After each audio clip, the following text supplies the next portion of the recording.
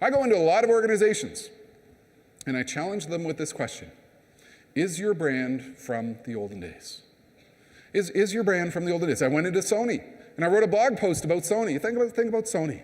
Think about Sony. They were, at one point in time, a really cool, cutting-edge organization with the best consumer technology equipment on the planet.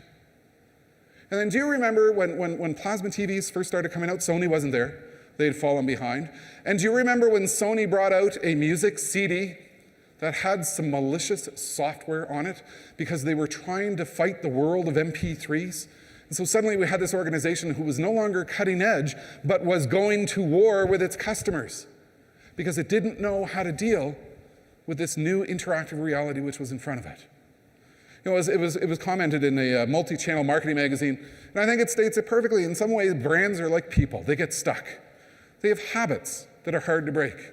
They don't always see their blind spots, and they lose touch with their core essence. They resist change. They become irrelevant. How do you keep your brands fresh? How do you keep them relevant? How do you keep them engaged? How do you keep them up to date? How do you keep them modern? This is going to be the biggest innovation challenge for you going forward.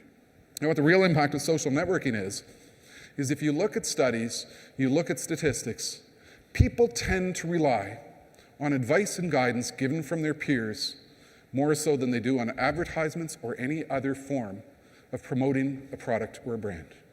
And the real impact of social networks is that it's influencing brand choice in ways that we can only begin to imagine.